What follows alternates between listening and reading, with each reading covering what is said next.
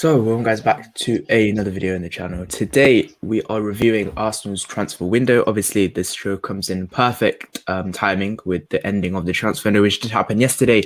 And we did take 3 players out of the door, including Maitland-Niles, Joe Willock, and Squadron Mustafi. So, we'll start with you, Cossy. What was your overall reaction to the transfer window? Do you think it was a good one? I think not even just good. I'm gonna say, and I've said it. It was remarkable. It was a window.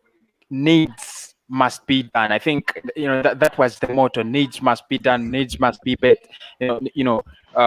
Needs must be met, and that was the motto. And we did it so well. It wasn't one window that I expected. It wasn't a window that many Arsenal fans had expected following the results in September. Following the results in November, it wasn't the window we expected.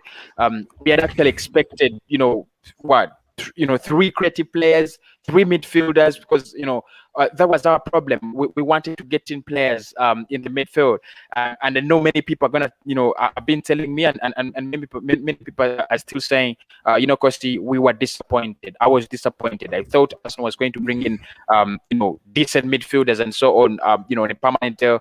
But I think it was a good one. Clear out the deadwood before you can actually. Before you can actually think about, think about adding more players. You have 27 players. You can only add 25 in the squad, so you need to actually get rid of 2 and actually, get rid of at least 3 or 2 and then replace them. I think it was such a remarkable window. Great job from Edu, great job from Mikel Arteta and whoever was handling those transfers. If we can do a replica of such a window, for the coming 2 or 3 windows, I think, we'll be at a level of a club like Liverpool. I can't lie in terms of quality.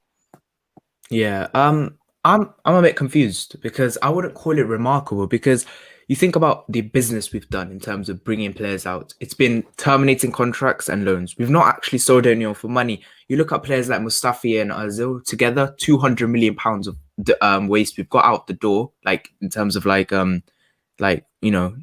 including wages and fees. And we've got £0 out of it. So yes, we've got the wages off the books, but if you look at, we could have done this in the summer. We could have got rid of Ozil in the summer. We could have done all of this in the summer, but we saved it until January. So that's why I wouldn't call it a remarkable window. We'll rate it overall at the end. But Glen is here as well. So give me your initial reaction to the transfer window. Were you happy? Can you hear me well? Yeah, very well. Very well.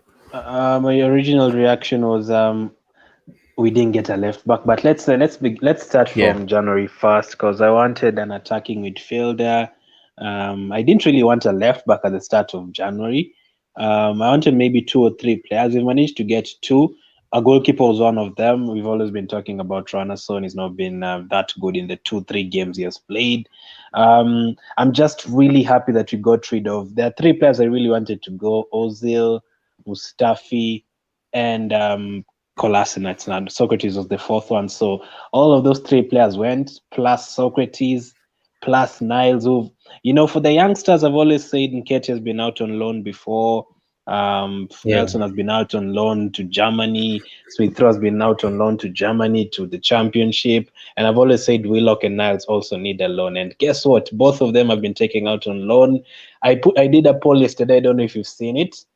We've gotten rid of so many players that I even forgot about Matt Messi. I actually just remembered this morning that I didn't include Matt Messi in my post because I didn't really remember him, and I actually didn't even remember Saliba. That's how many players we've gotten rid of. I only remember like 8, but you've gotten rid of so many. So I'm happy. Saliba, I'm not sure about. I wanted Saliba to stay.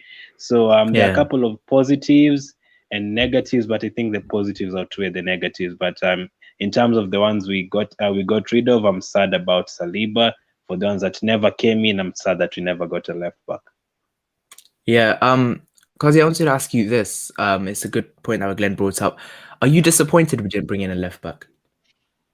Quite very disappointed. Quite very disappointed. I think like Mikel Arteta had said, we had a phase 1, which was letting some players go, clearing out some players, and we had a phase 2, which means this transfer window was clearly planned out. It was things we've been saying were not by mistake. Were not actually happening out of they were not happening out of out of the blue. So it was, planned out. And I saw this football.london story in the morning. The Arsenal were actually trying to get someone from Barcelona, Junior Fapo.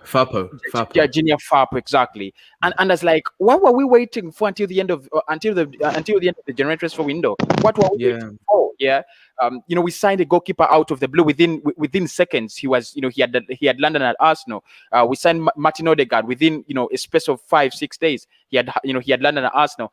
Why didn't we get in a left back? We had a lot of options. Van Aanholt, who I didn't like in the first place because I'm not really a big fan of him, but he was available and his contract is running out in the summer. That was a deal we could do. Ryan Bertrand, his contract with Southampton is running down in the summer. That's another deal we could do. Why didn't we get a left back?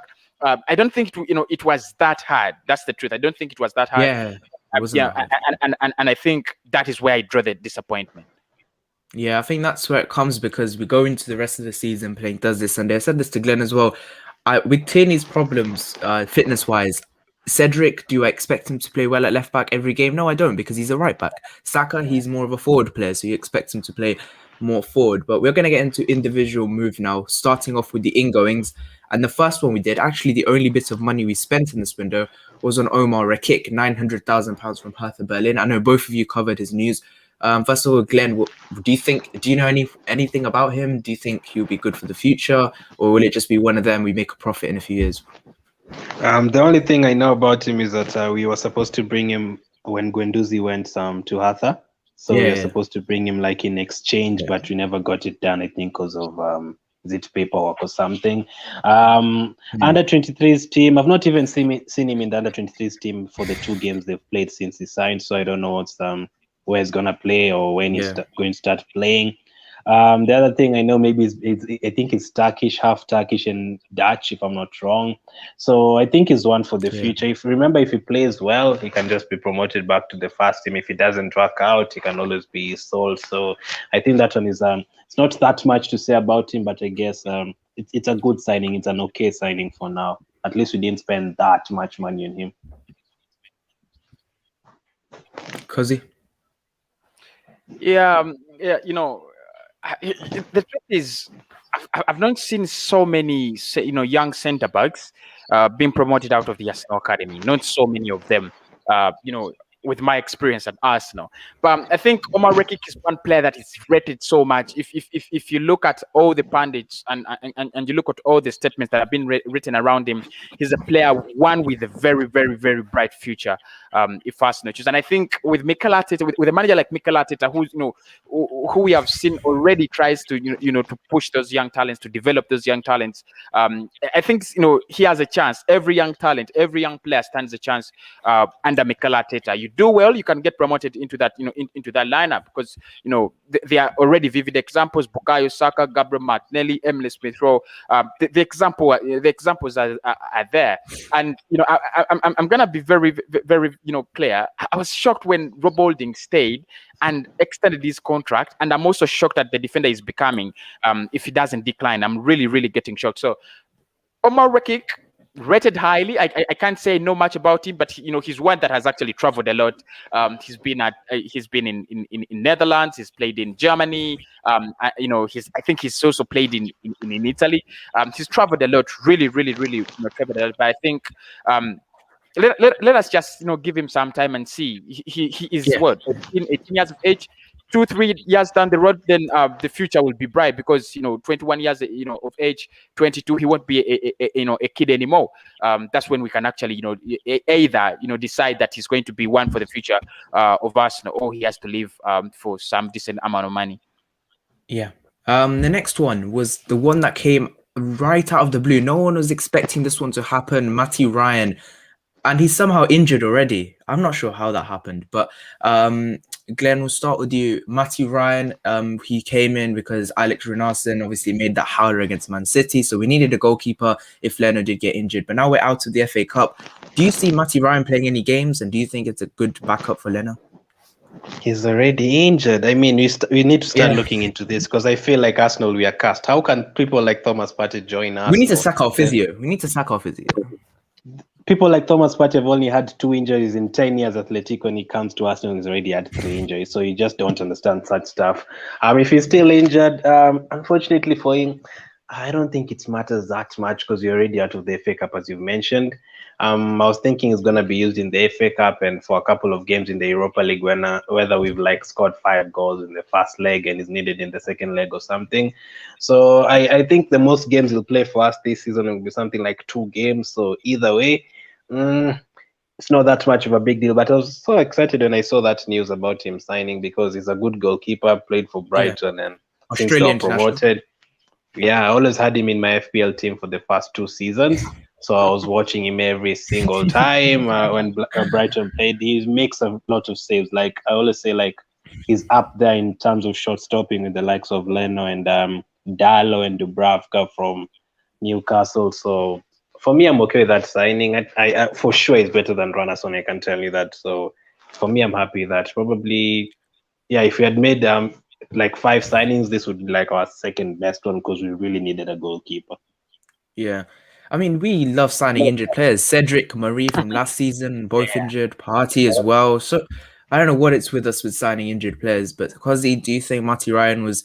It's only a loan till the end of the season. Do you think he will actually play any games? Do you think he'll make an impact? Or do you think he's just going to be there to fill up the numbers in that goalkeeping area?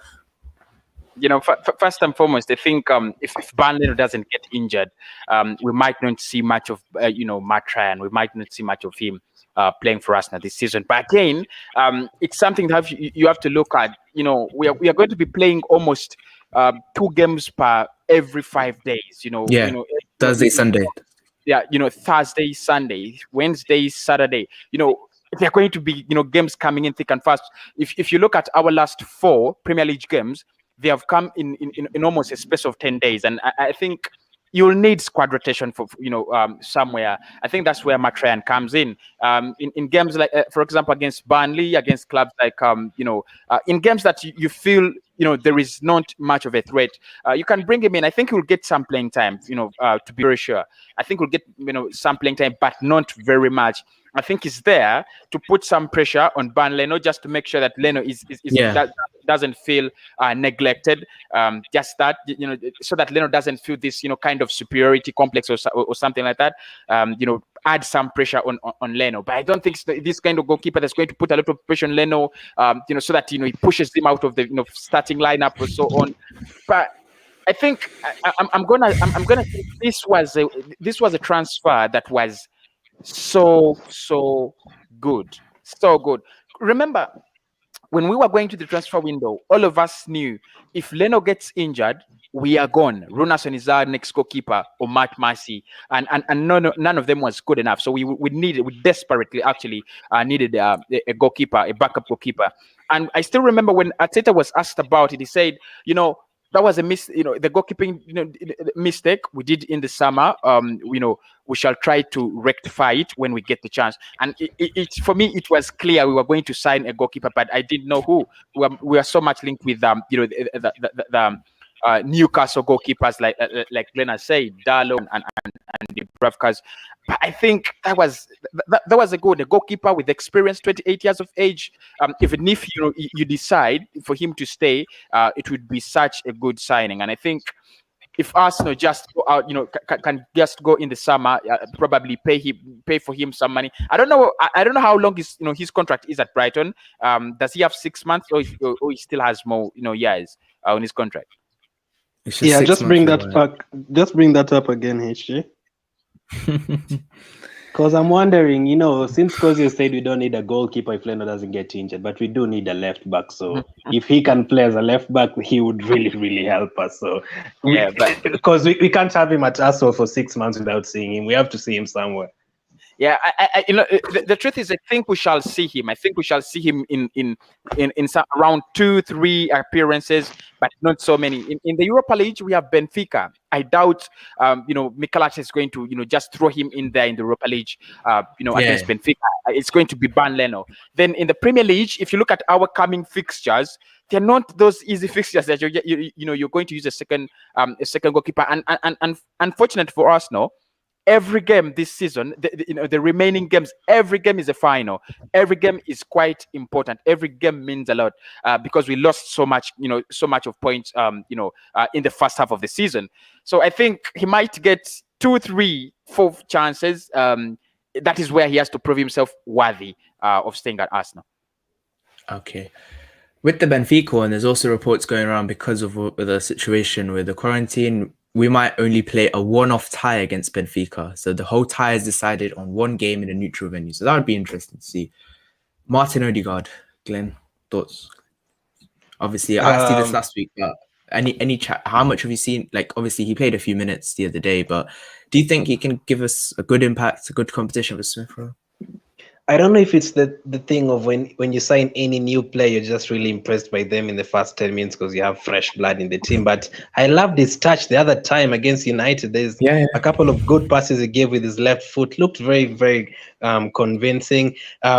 Just so you know, I would start him today ahead of Smith Rowe because he has played too many games. He looked very tired against Southampton and United when he was coming off. So I'd have Smith Rowe coming off the bench and I'd start Odegaard today. So I didn't know much about him at Real Madrid. I only saw him play for Real Sociedad. So he looked very good. He played behind Wolves. Actually, today they'll play against William Jose.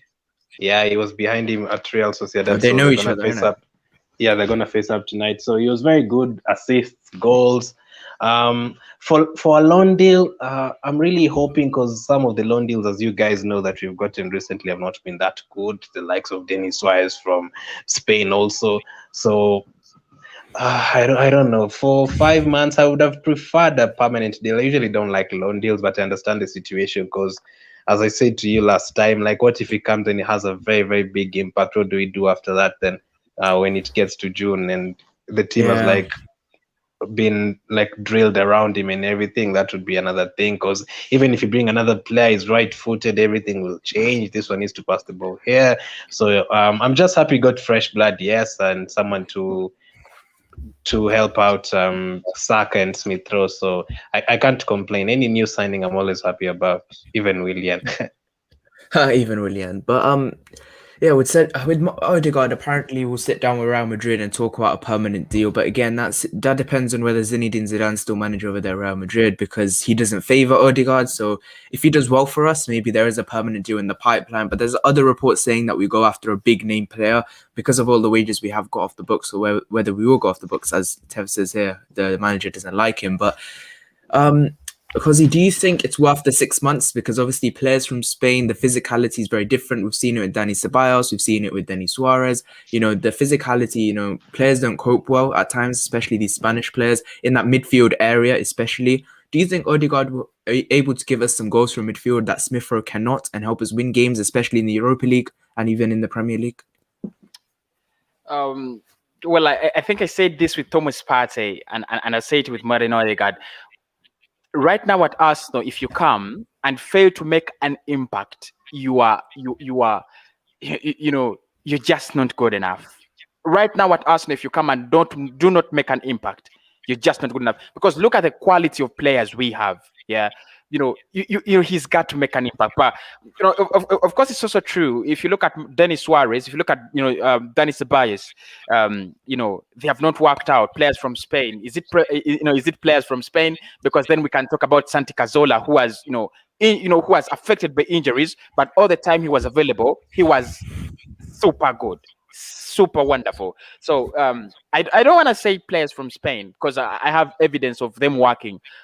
From Santi Cazorla, he has worked, and all of us want to see another Santi Cazorla in there. But for Martin Odegaard, Alexis Sanchez too. Exactly, and Alexis Sanchez. But if you ask me, is he going to work? My answer is going to be, it will depend on how he adapts and how Mikel Arteta lines him up and how definitely. he plays. Yeah, because he had an interview with Glen, and he did say that, you know, he loves to play, you know, more of the ball. He's this kind of player who's going to, you know, ask for the ball all the time, you know, drive that ball into dangerous areas, but he's always going to ask it from the wings, you know, down through the middle of the middle of the park. He's not like Emile Smith-Rowe. Emile Smith-Rowe is someone who stretches play, you know, to the right, to the left, and for me, I'm really convinced those players can actually play together in the same team, because I think they use the same areas, the same spaces, but they offer us something quite different. If we can actually fix them in the same lineup, probably we could have, you know, a much more a much better press. But I think, how is Mikel Arteta going to use him? How does he line him up? And what are the roles and expectations the manager has of the player? If you let him play the way he wants to play, I definitely he's going to, you know, he's going to actually work out, because he already has Thomas Partey behind him. He has Granit Xhaka behind him. That is a very, very defensive, force behind him. So I think it's just going to give us what Mesut Ozil should have given us, in the first half of the season. Slide those balls through, break into the lines, take the free kicks, you know, control the game. I think this is what we've been lacking. You know, a Bruno Fernandes, a Kevin De Bruyne, a Thiago Alcantara, someone to control the game, someone with that, you know, speciality, that, you know, someone with that technicality. Can we Arsenal have someone who can control the game? And I think Martin Odegaard does that. You know, he gets on that ball, passes it around, asks for it, gets it, in front, asks for it, you know, passes it sideways. You know, he's going to control the game at Arsenal. He might not, you know, score many goals for the start. He might not, make many assists in the start, because it's not an easy league. But can he control the game? For the start, can he actually occupy that, you know, that vacuum, that area? You know, that'll be interesting. Exactly in front of the, you know, the defensive midfielders.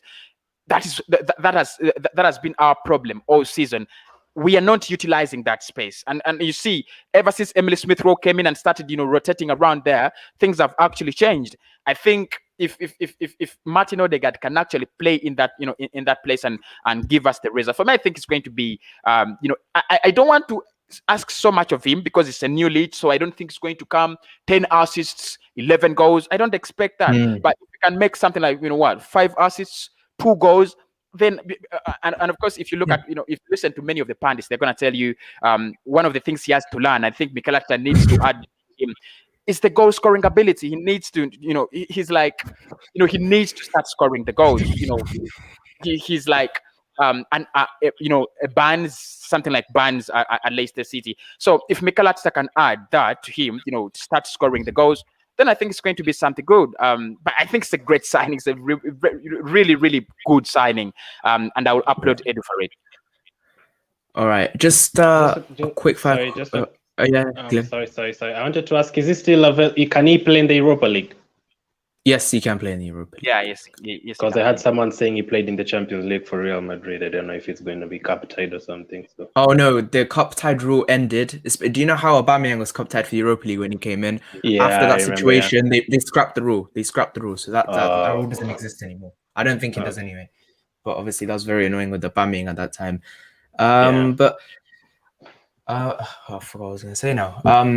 Okay, let's move on to the outgoings. I know Glenn just said that he's disappointed with Saliba going out on loan. So I want to start with you, because Saliba, again, very similar to Omar Rekik, you know, but Saliba obviously had bigger expectations coming in. But his partner over there at Leicester City, Wesley Fofana, look how well he's doing. And Saliba was supposed to be better than him. What's gone wrong? Well, I think, according to Mikel Arteta's statements in the first place, he said the player was going through a difficult time. He had a couple of injuries on his last loan spell last season, and then when he actually came to England, he lost his mother, during that time. So actually, Mikel Arteta said the player was not ready, and that's the reason actually he gave for the player not being ready. But it was different from when you hear from William Saliba. It was so different for him. He believed he was ready. Interview. Yeah, exactly, and he was fuming. He was disappointed that he didn't get that playing time from Arsenal. But I think he's a very talented player, and he has a lot of time ahead of him. I was not happy with the remarks he made in the last interview. I was not so happy, because it's like he's damaging the rapport between him and the manager. between him and Arsenal, and that you don't want to do that. If he's going to be at Arsenal, he has more 9 years, 10 years at the club. It was a wrong decision for Arsenal to let him go, and I was fuming. I did a rant about it. Why, what does William Saliba have to do to play at Arsenal? I was ranting. I was fuming. But again, we have to let it go. I was disappointed. That's the fact. I was really disappointed. I thought he was this kind of player we were waiting for. You remember last season when David Luiz was doing all his nonsense, causing penalties and red cards. We were saying, why do we have, an old lady in our centre back, yet we have a 30 million defender out on loan? It didn't make any sense. Yeah, exactly. And when he comes in, we push him back, out on loan. I was disappointed, but I think, for the best and talent of the player, it's a good deal. Let him go out there, prove a point, play football, get regular football. I think David Luiz is going away. Scott Mustafi has gone away. Socrates has gone away. There are lots of chances for Saliba. If only he doesn't damage the relationship between him and Mikel Arteta and the coaching staff as well. Yeah, Glenn, just quickly, do you think this comment's pretty good? Do you think he should have been loaned to a Premier League side to get him that Premier League experience? Yeah, obviously, because it's going back to the same league he was in, very, very different place from the English game. So, yeah, maybe like not a relegation battling team, maybe a Newcastle like Willock or something, somewhere there. Yeah. Next one, Sead Kolasinac. Now, obviously, we were very happy to see him go, but in an instance, because we haven't brought in another left back, because Sead Kolasinac can play there, is it a good deal? Because he'll start with you, because we haven't brought in a left back to replace him, and everyone's saying that we've got rid of him. We haven't got rid of him. His contract ends next year, so he only has a 6-month loan, and he's back in the summer. Yes, obviously he's taking a pay cut, so we're saving a bit of money for 6 months. In the summer, he is. What do you think with Sead Kolasinac? I think the truth is Sead Kolasinac, whether he is at the club or whether he's on loan, it's the same. You just want him out. You just want him to be out of the squad. Yeah. I still remember this season we played him against, was it West Ham at the beginning of the season? I think it was West Ham, wasn't it? When Kian Tierney actually, it was against West Ham, and I actually gave him a 0 out of 10 player rating on Glen's channel. I still remember very well. He was the worst player. He was the worst player on the pitch, and the truth is, Sead Kolasinac is so below average. I could work with Mustafi. I can't work with Sead Kolasinac. He's so below average. A loan deal, a loan deal is okay for now. Of course, it saves us some money as we try to actually, find a buyer for him in the summer. And this is what it shows, that it is not over. Driving out Deadwood is not over. And now I actually realize it will not take us 1 transfer window or 2 transfer windows to drive out this Deadwood player. Eventually you'll find yourself that players like Granit Xhaka will stay at the club after the summer. Somehow they'll stay at the club. You'll find that they'll have to be cleared probably next January or next summer after this summer. So I think Sead Kolasinac, I was happy that he left, but I'm not really so happy because he's coming back at the end of exactly. season. Unless what Arsenal can do, can we try to negotiate to terminate his contract as is, I think because there is an option to buy, but it's whether Schalke can stay up in the Bundesliga or not. At the moment, they're rock bottom of Bundesliga, Schalke. Obviously, how many points are they adrift? 9 points adrift of safety. So we need to hope that Schalke stay up because Kolasinac will then leave. They are the Royal Blues, and you can call them wherever you want, but I don't think they're going to survive relegation this season. They're so bad. They're so poor. They got their first win in over a year. You know what that means. So, and then they added, oh goodness. He's captain over there now. He's captain. Yeah. and he came from Schalke 04, and I think he's, there is much love from there. He would love to stay there, but of course, I don't think, it would be a wastage of money for them to spend, any amount, even if it's 5 or 6 million, if they are relegated on a player like Sid Kolasinac. I don't think he's going to stay at Schalke 04. We need to either terminate his contract or get a buyer in the summer. Yeah. Bayer Leverkusen did have a deal agreed in the region of £11 million last summer, but the deal fell through because of the wage demands. But the next one, Glenn, I'll start with you in this one. Mesut Ozil, his contract did get terminated. It got announced after like 10 days he landed in Turkey. I'm not sure why it took so long. Arsenal, like, I don't know, it was like, they didn't give a proper, a message to him, like a goodbye. It was just a bit very quickly. I mean, obviously, I'm very happy to Ozil to go. He's been a leech to this football club, wasted over 150 million. His return hasn't even been that good for the expectation that came into him. How happy are you that he's now finally gone?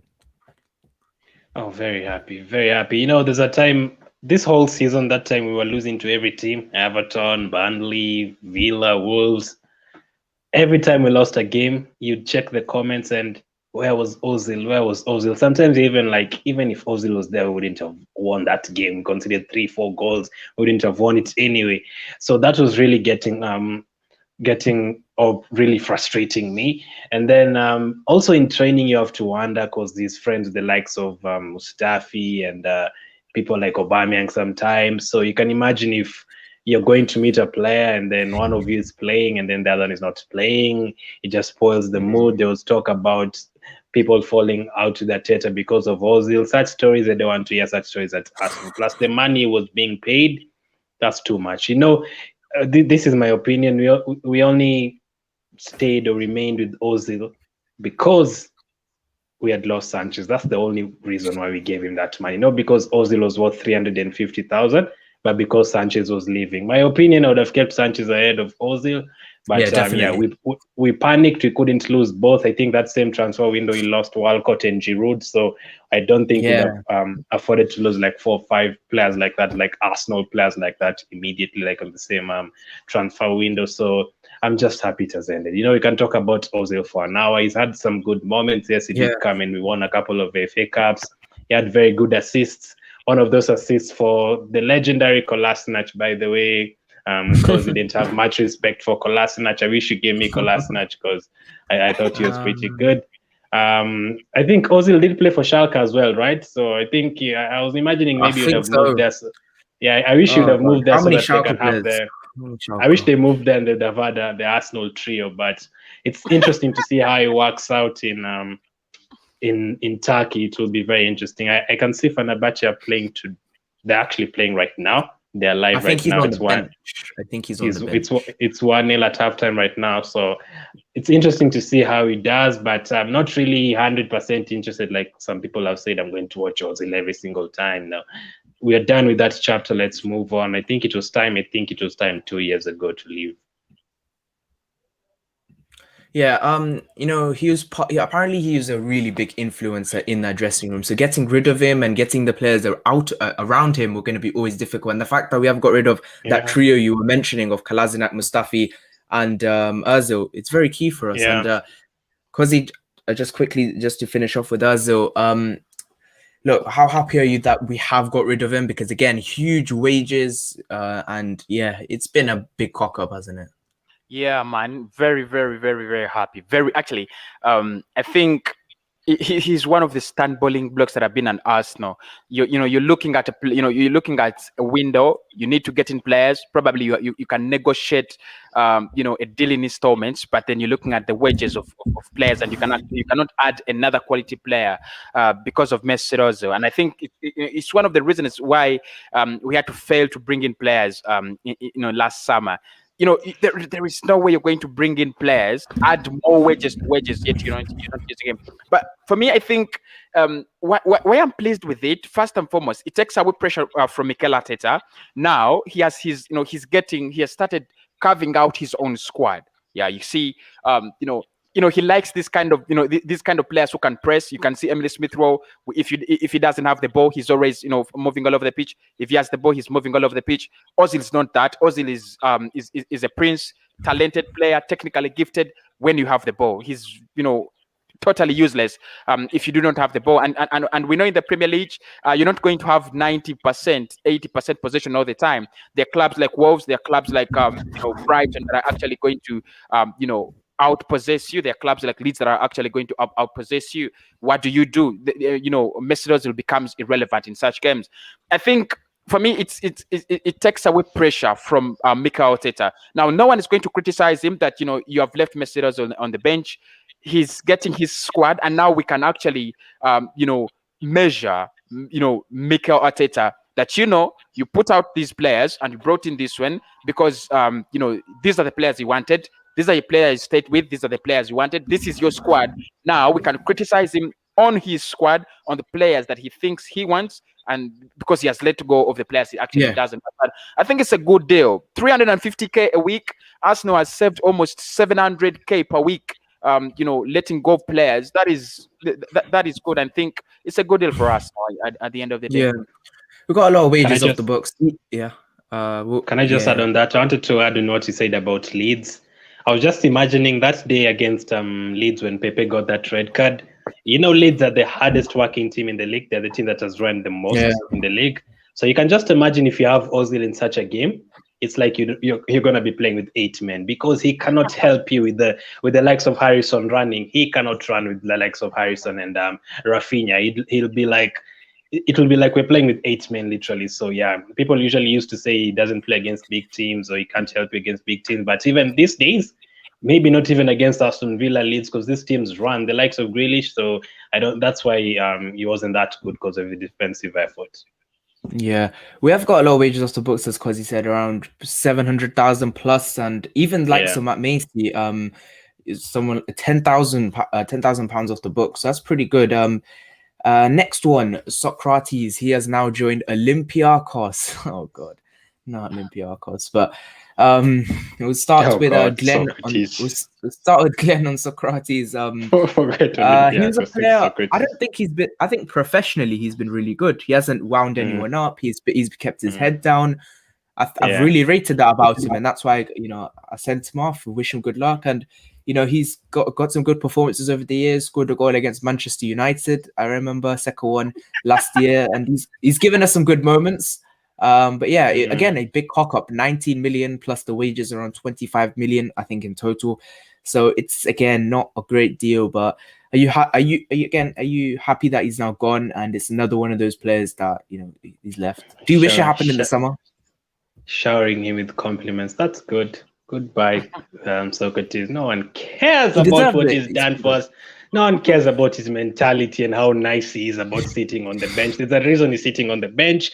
What you said about players like Mesut Ozil. No, Cossy referred to the fact about the rep of the club with your reputation with the manager. Someone like Ozil, even Saliba, and Guendouzi, they're all messing around on the Twitter and the Instagram, messaging each other, taking shots at the manager. Even Mustafi, someone like Socrates has kept his head down, and he's just it just helps when you're a big player, like when you're a player with 100 grand a week and you're not playing in the first team, you're in the under 23s week in, week out, and I think that's pretty good, I would say. And yeah, maybe the reason he doesn't post on Instagram is because he doesn't use Instagram a lot. So Cossy, would you not be happy with getting 100,000 a week and playing for the under 23s? Literally, even if I played for the under 10s and I'm getting 100,000 a week, exactly 100,000. Yeah, so for him, he's really disappointed me, man. Because Dortmund, the way we signed him from Dortmund, I expected him to be very, very good. I was so happy with this signing. This big guy coming, a very good second name, a very long name. Like when you put him, when you're making that back four of the predicted lineup, and then you put his name there, you feel more safe. You feel more safe because his name covers the whole back line, like you feel more safe. But that's the only thing he brought at Arsenal. And I really remember that mistake he did with Leonard against Watford last season. And I'm just like, nah, he's just not Arsenal quality. Yes, I appreciate his professionalism and everything. Probably the one that I can forgive from this list most. So yeah, all the best to him. I hope he succeeds back at his home country. Because you can take the next one, another centre back off the book, Skodran Mustafi, part of a duo with oh god, I know Glen's already very bad on this one, but Mustafi. He's got a goal in the North London derby, so he's not been the worst. I mean, what do you think of it, Cossy? You know, I was one of the things that I can point out. One is we bought Scorer Mustafi for £35 million. Yeah, again, a big cock up. 50 million plus wages, bonuses, and fee. 90,000 wages. I think it's more than that. Yeah. Then linked with Liverpool and Barcelona. I mean, everything around him was so funny, wasn't it? So yeah, I know. That's so funny. And I was going to really wonder why Liverpool would leave Socrates and go with a player like Shkodran Mustafi.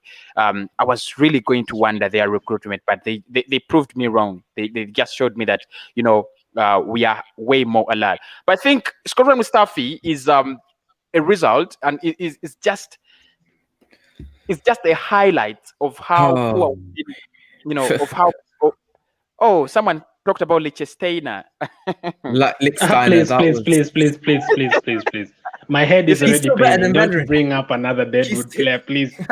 He's still better than Benry. I'll give you that. You see, the truth is, Mustafi is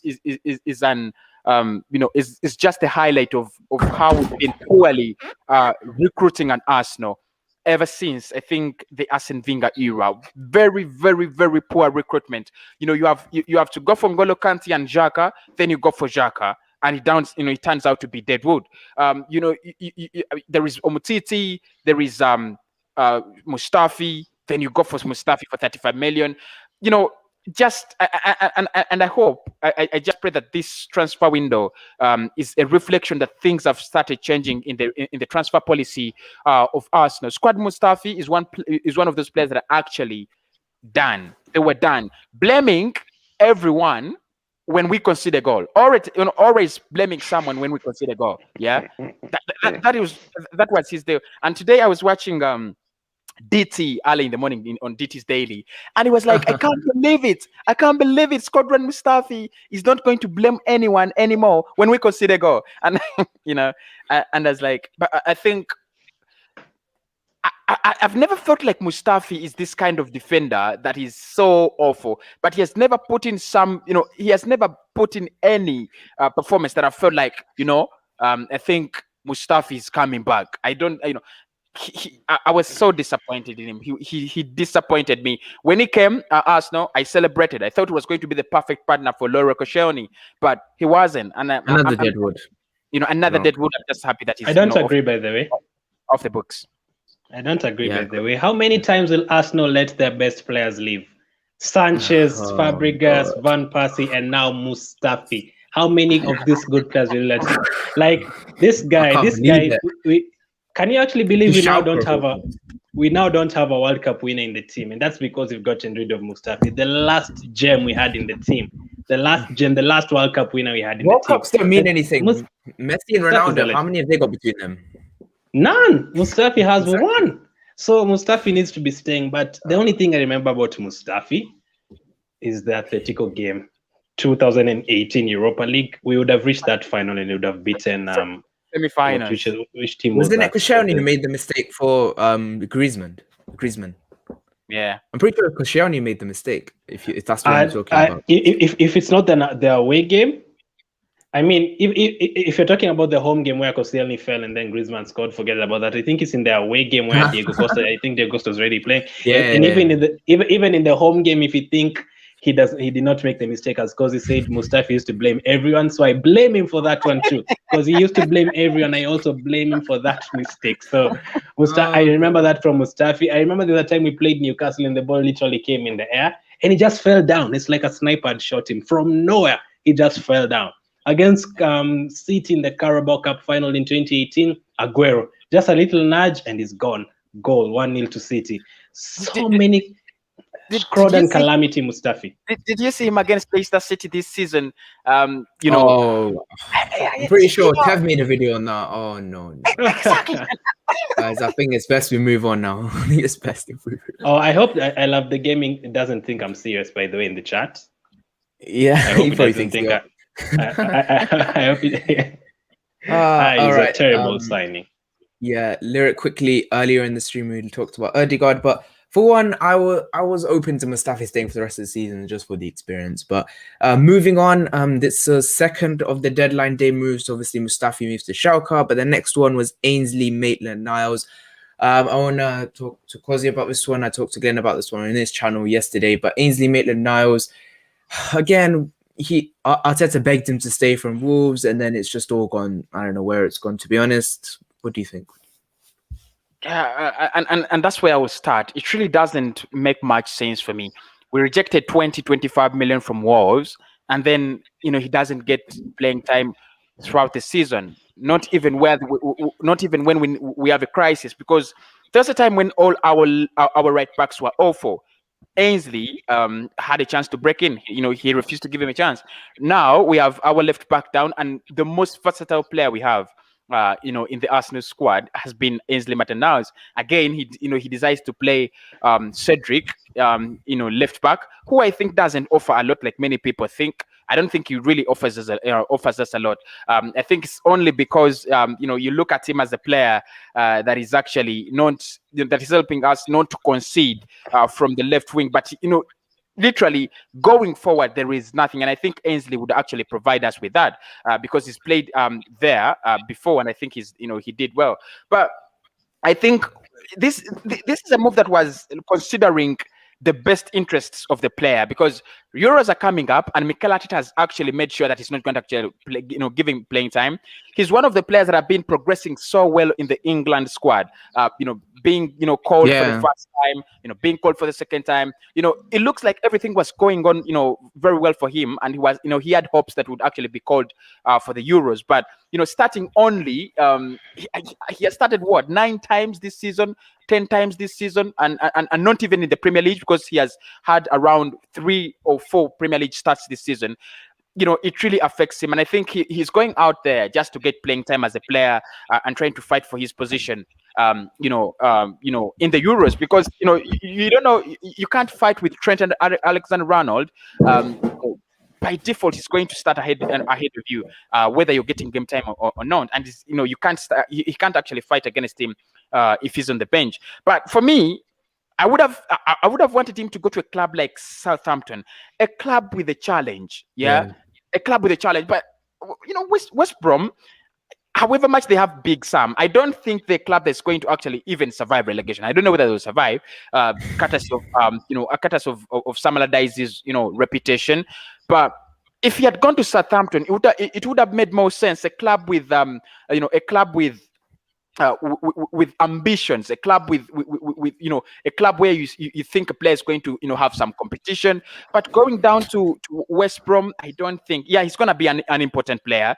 There is no doubt about that. He's going to be a very important player down at West Brom, which maybe could have been different with Leicester City or Southampton, but I would have preferred a move to Southampton, because I thought he would actually have a different level of challenge, with the quality Southampton have, especially.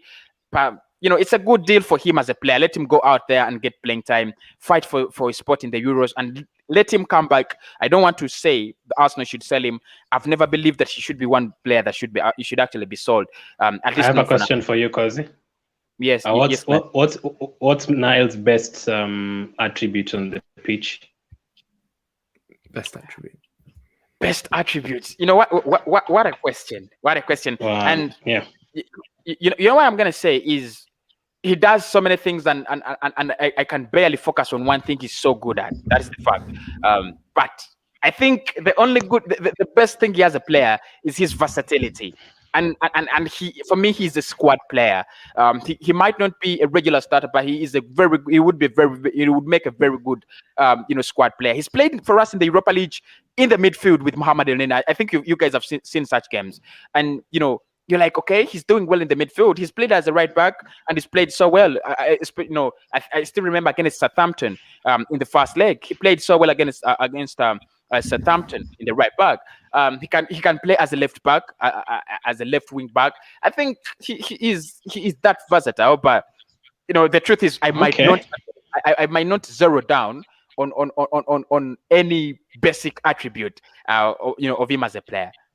Okay, so just give me 1 minute. Just give me 1 minute on him, HJ. Because for Niles, I've done so many shows with you guys, and I've seen so many people talking about Niles. But you know what Cossy has just said, I actually don't agree with him. I don't think Niles is that good as we think.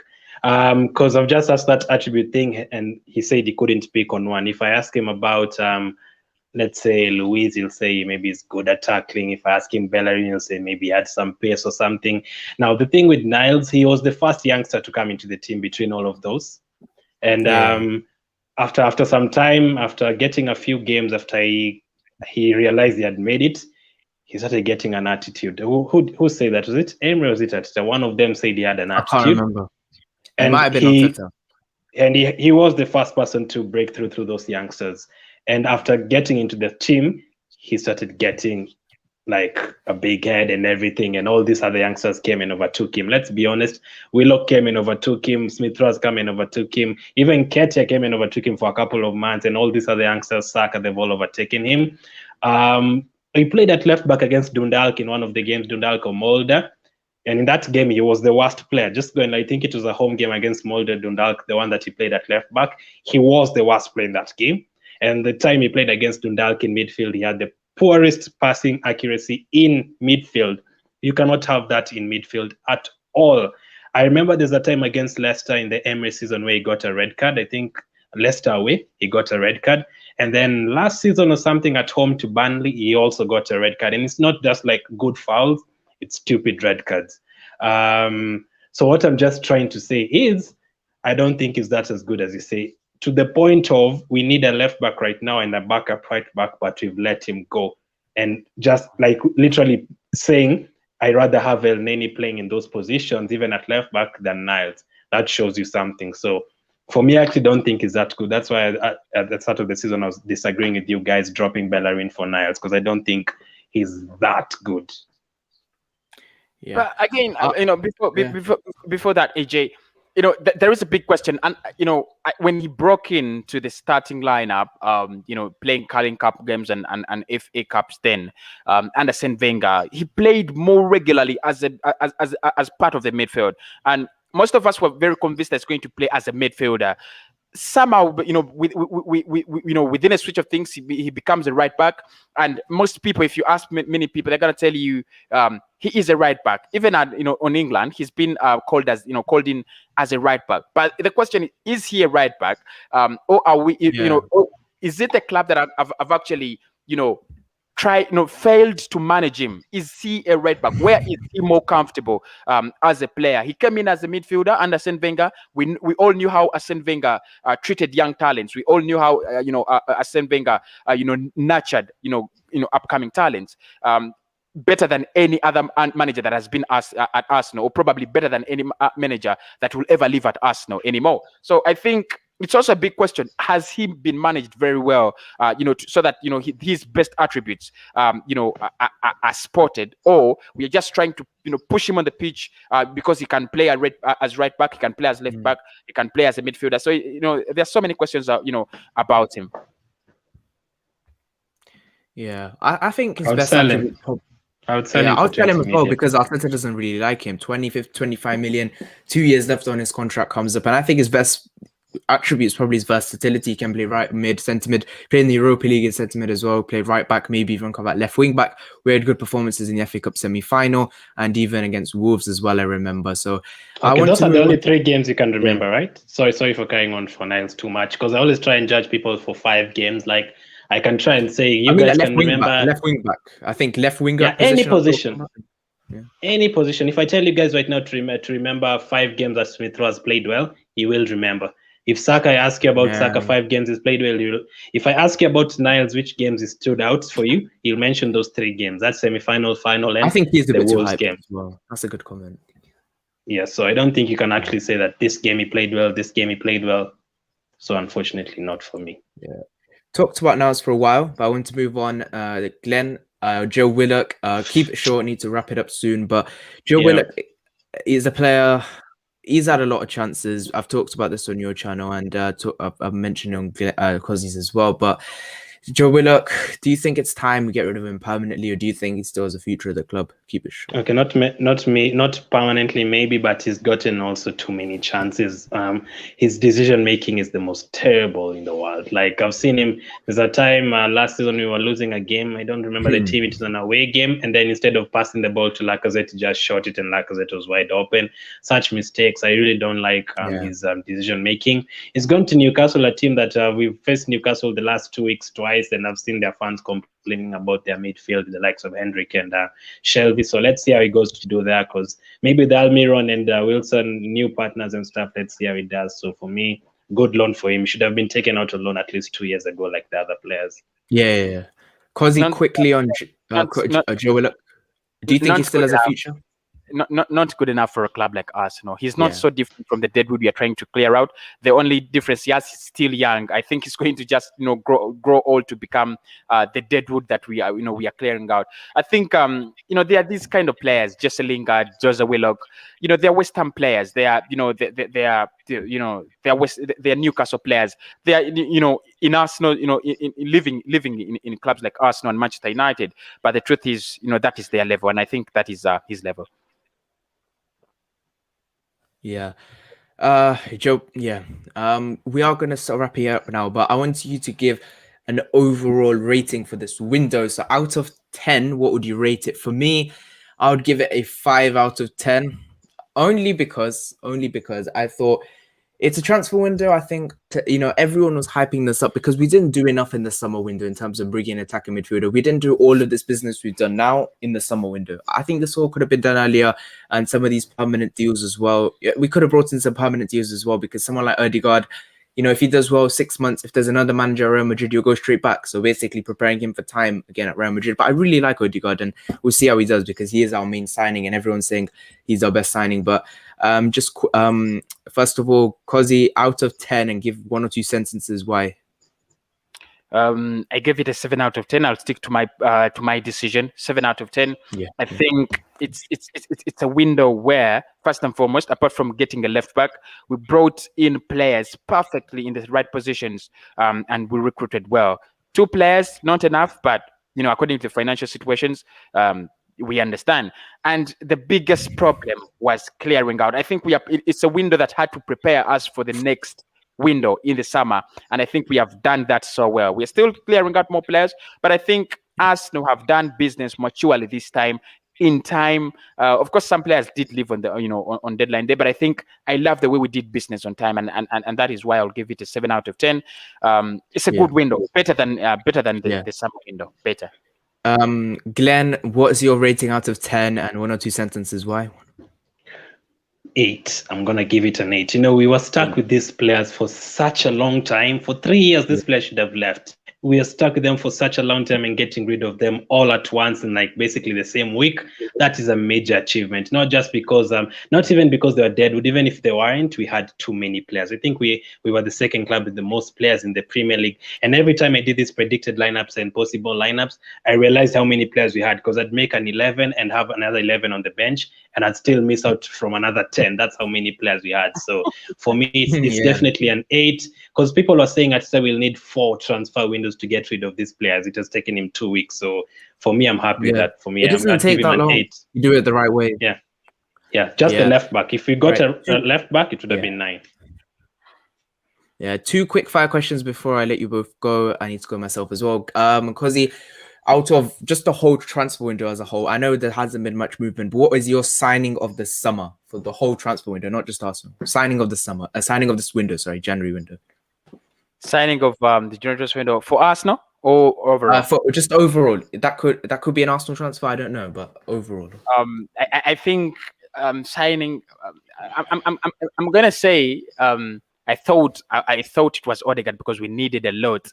We needed a lot of creativity, but I'm going to give it to Liverpool, getting Kabak. I think he's one defender I really rate a lot, and I think Liverpool did such a great job by getting him. It was simple: get a left back. Get a full centre back, and then fix Liverpool. And I'm going to give it to Kabak, unless it doesn't work out. But for now, it's Ozan Kabak. Glenn, for you. Mustafi to Schalke. Can you just imagine Schalke in a relegation battle and then they're signing Mustafi? That is just comedy, pure comedy. I'd go for Josh King to Everton because Josh King to Everton. yeah, because Calvert-Lewin has been injured recently, and literally their bench, the likes of Tosan, who's also gone out on loan, they're not good enough. So getting that backup strike, and I actually think that he deserves to be in the Premier League alongside Wilson. They were both good. So Everton getting King, that's a good signing. Yeah. Just quickly, Cossy, do you think we'll win tonight? Yes or no? Just yes or no? No. Draw. We won't win. Draw. Glen? Yes, comfortably. Yes, comfortably.